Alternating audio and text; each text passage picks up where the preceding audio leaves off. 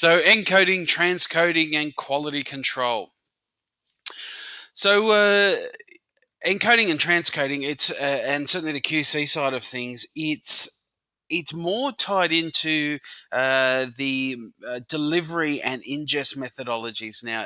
A lot of the lines are blurring between ingest, archive, delivery, transcode and QC, and the reason being is there is no set defined workflow anymore. It used to be the case that you would shoot material, you would bring it in, you would edit it, you'd put it on a tape, and you'd deliver it somewhere, and that would be it. And then it'd go on a shelf, and then you'd be done.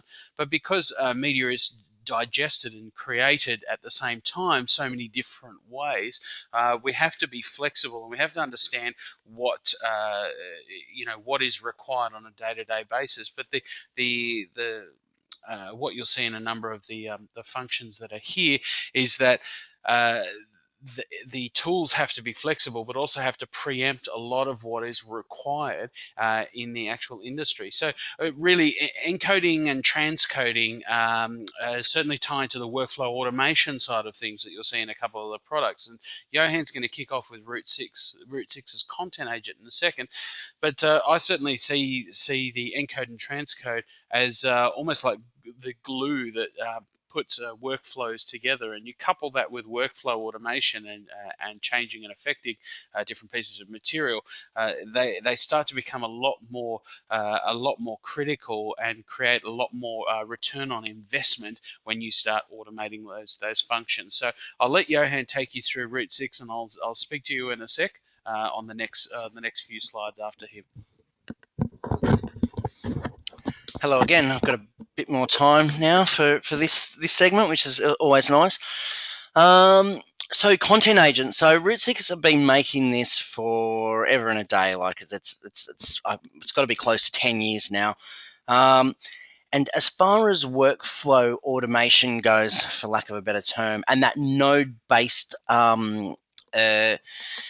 decision making as far as transcoding, encoding, and delivery goes, these guys have been doing it for before anyone. Like this node-based sort of workflow was, as far as transcoding goes, I think is basically invented by these guys and copied by everyone else because it works so well.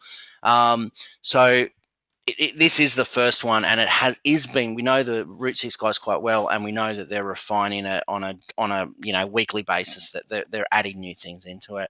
As far as what it can do, I mean, basically it's used for transcoding, quality control, pushing material across. So if you come in and you go, okay, I've got some SD footage here, you've got a whole bunch of decision nodes that will say, okay, now I want to transcode this into 1, 2, 3 versions.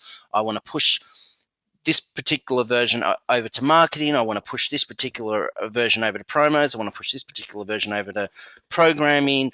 Before that, I want to give it a QC. I want it to run through an audio checker.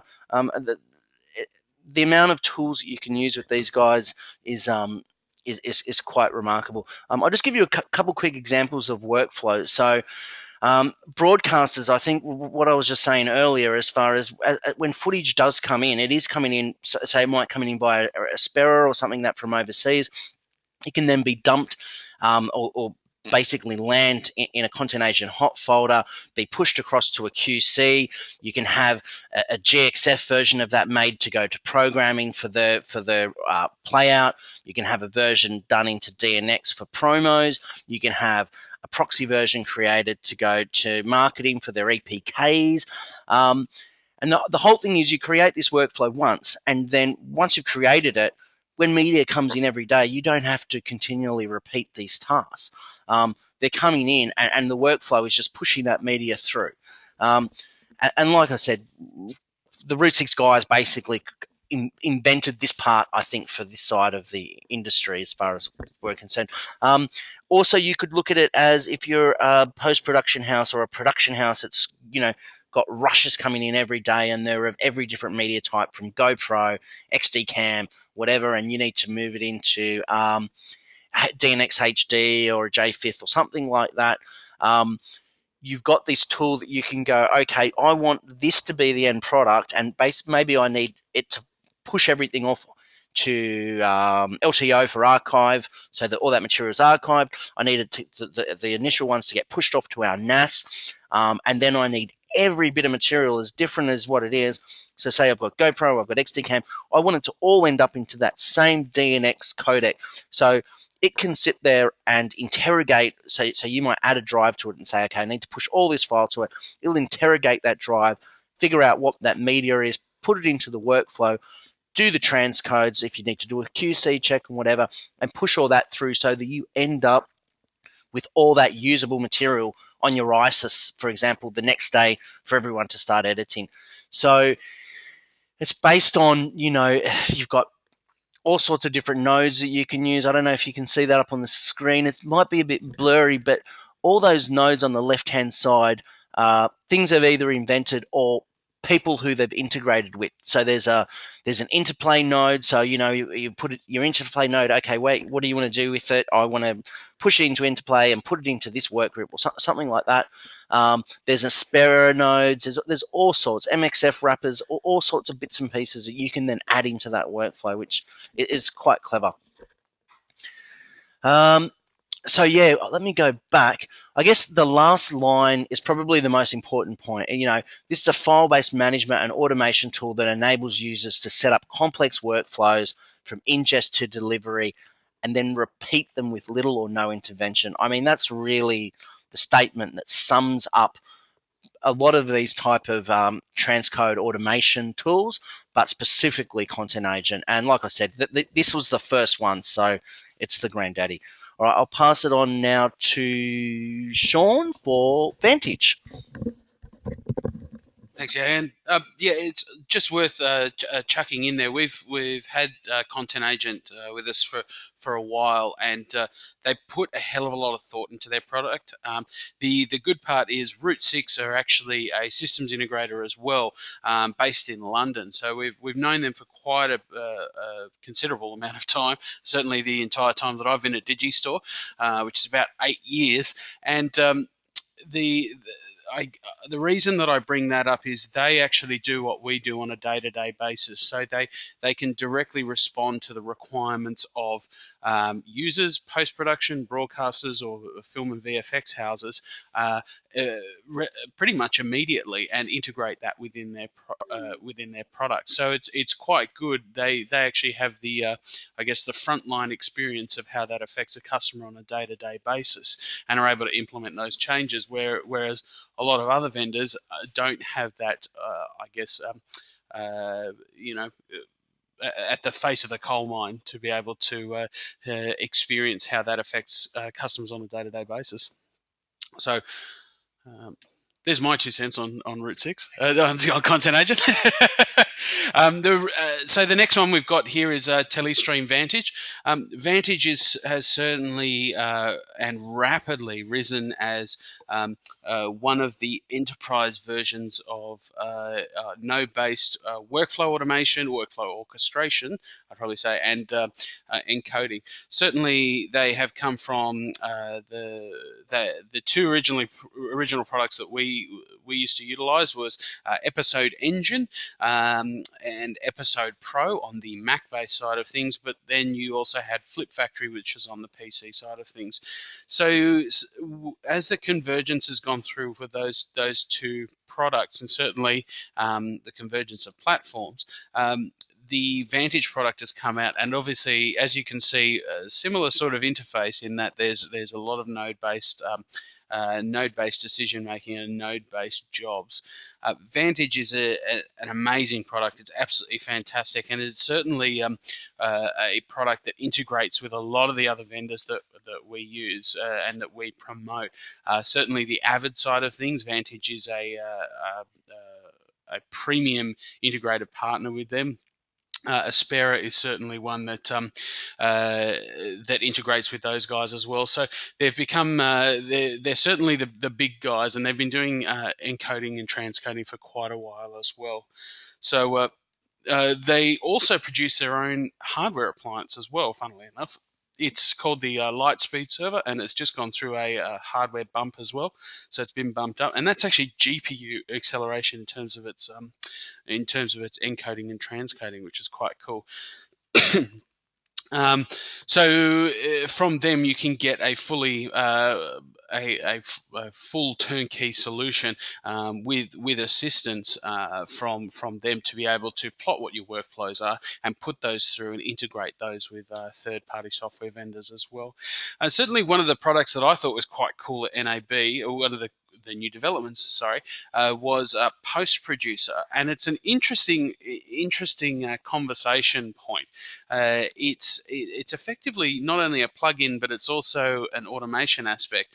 There is a plugin to the NLE, whether you use Adobe or I believe you can use Media Composer as well, and have a single promo, so you can cut a single promo, and depending on the localization that you want, you can actually have it insert different graphics. So, for instance, if you were delivering a promo to let's say you were delivering one to Singapore, one to NZ, one to Wollongong, and one to Perth, you can cut one promo and actually deliver it in a number of not only different formats, but also with different, let's say you had a lower third which had weather on it, or it had a different side profile, a side promo on the side. So lots of different graphical elements or video elements that you can add based on where you're actually outputting it to. So check out Post Producer. I think it's actually quite a cool content assembly plugin. So very, very interesting. Of course, they as I mentioned earlier, they do support the H.265 and HEVC, and they have a very strong focus on IPTV, both encode and decode. So it could be quite relevant to people that are delivering to perhaps hotels, or if any of the broadcasters are going to make a lot of headway into IPTV delivery. So yeah, it's very, very flexible. Certainly an enterprise solution, I'd be suggesting. I'm happy to argue if someone suggests that it's not an enterprise solution, but it is a very, very high level solution as well. The other one that I wanted to mention was Digital Rapids. Now, we've been dealing with Digital Rapids for quite a while, and we got to NAB ready to have a chat with them, and they gave us the fantastic news that they've actually recently been acquired by Imagine Communications. And for those of you that don't know who Imagine Communications are, I believe Imagine purchased Harris Broadcast. So yeah, certainly some fantastic technology partnerships happening there, which is great. So I've put Imagine, but I've also put Digital Rapids there, so we can ease our customers over in terms of the naming convention. So yeah, Digital Rapids Kayak. Now, Kayak and Digital Rapids it's about 3 or 4 NABs old, the Kayak aspect of it, but what's lying underneath is the transcode engines and the Transcode Pro product, which has been running for quite a while. Digital Rapids certainly has a fantastic legacy, but also a fantastic I guess set of badges on its shirt to be able to say that it's one of the premium brands when it comes to streaming, transcoding, encoding, and outputting. But certainly they went through the same evolution that your Route 6s and your Telestream, your Vantages went through when having a look at their product and redeveloping their product. And certainly most people went through the workflow automation and the workflow orchestration side of things, and they've developed Kayak. Kayak is a very, very granular and quite a very heavy application. And when I say heavy, I mean it's actually quite it's quite a workhorse. What it can do, and what it certainly does over quite a number of other vendors, is that it has logic branches. And when I mean logic branches, and I won't be able to do it justice, but essentially, if you can set a number of logic points whereby a piece of material comes in, and based on what that piece of material is, it can kick off a number of other workflows.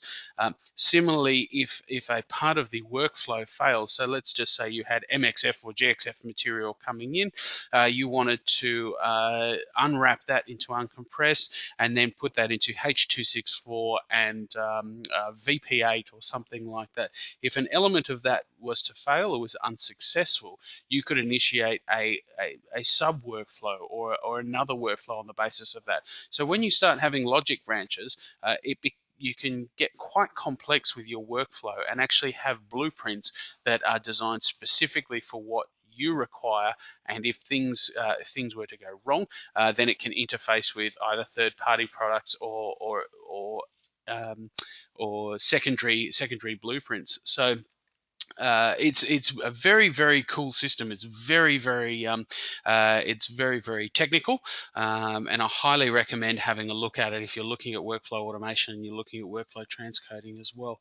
So certainly the features are NAB, again, HEVC and H.265, 4K and Ultra HD. The Dolby E decoding they had before NAB, but they were certainly spruiking that again, and being able to create the ancillary data from an SEI source for both GXF and MXF if that's a requirement for you as well. So really cool system. We've got a number of implementations in Sydney, and we're putting together some fantastically complex blueprints, and fingers crossed we only have to create them once, and then these systems should be able to run headless and transcode all of your material for whatever requirements you have. So I'll pass over to Matt now. He's probably Matt's got VidCheck up next. And what I love about VidCheck is it integrates with both Vantage and Digital Rapids. So what is VidCheck all about? It is quality. It's QC software essentially.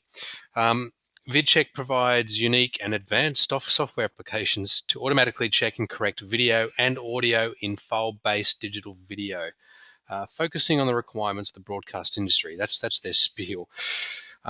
Great thing about it is it's a really cost-effective price. There are other guys out there like Baton and Serify, but they tend to be sort of 1.5 to twice the price of VidCheck. VidCheck recently won an award for innovation from DCG, specifically for VidChecker, which analyzes video files. So the broadcast industry is moving to file-based delivery, and the key thing is when a broadcaster gets a file, what's actually in that file? Is it for instance, is it what they expect? Is the video quality correct? Is it even the correct video? Does it have stereo? Does it have 5.1 Dolby? Is it the right length? There's all these checks, lots of technical checks which have to be done, which would typically require a person to look through very slowly and take hours and hours of time. Literally, you could blink and you could miss a glitch, and you've completely missed it. Whereas VidCheck will automatically check for lots and lots of things. For example, make sure it's high definition, the right audio, the right video quality, and so on. You can use it 24 hours a day, and it crunches through 4 videos at a time typically.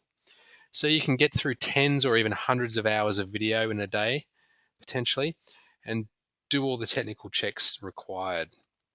So when a post-production house is, say, delivering a file to a broadcaster, they can be sure when they're running VidCheck that the file is correct and will play on air correctly.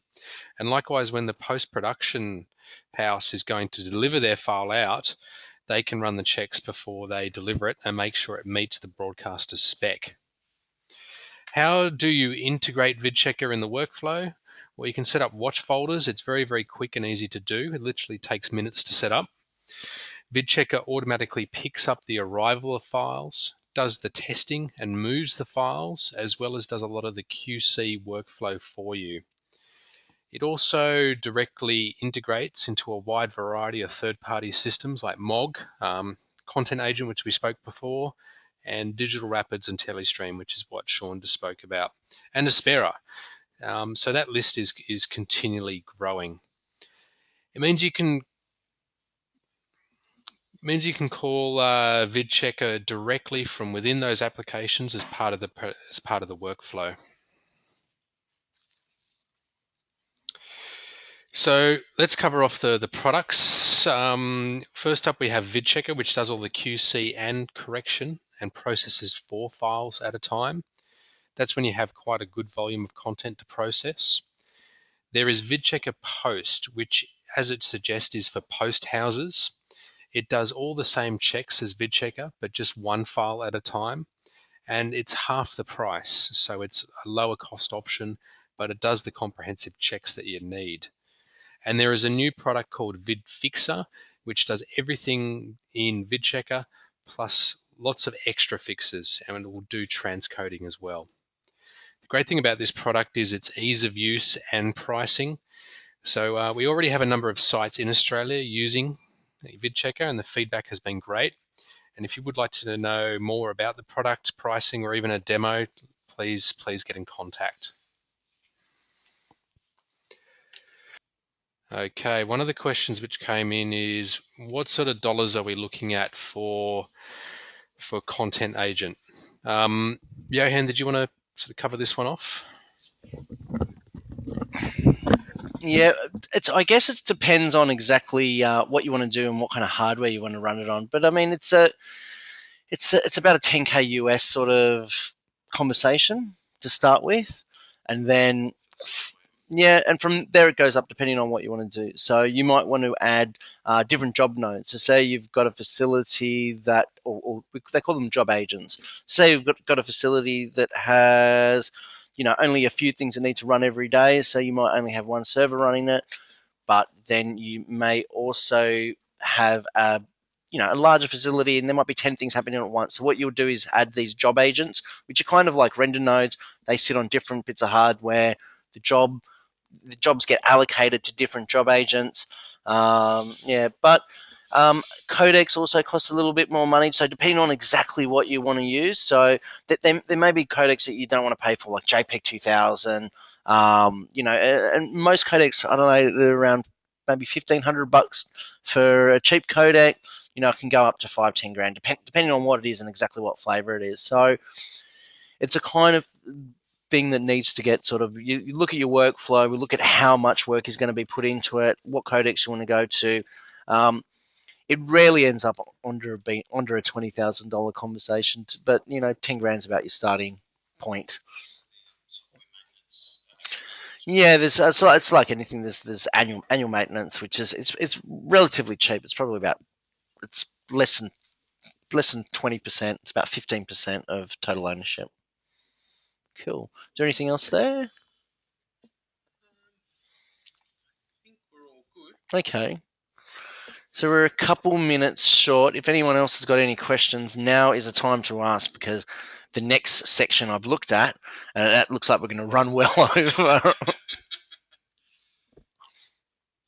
I'll hand you over to Sean. So yeah, it's I guess if we're probably not going to have any other questions, it looks like, at the moment, but it's certainly, I guess, in terms of all of the products that we've mentioned in the encoding, transcoding, and QC, that's the sort of area that you want to have a look at workflow efficiencies, and certainly driven a lot of the conversations that we've had with customers. We've been asked to come into quite large facilities, and effectively they all their requirement is at the start is, well, we need a SAN, we need a whole bunch of workstations, and we just want it to work together.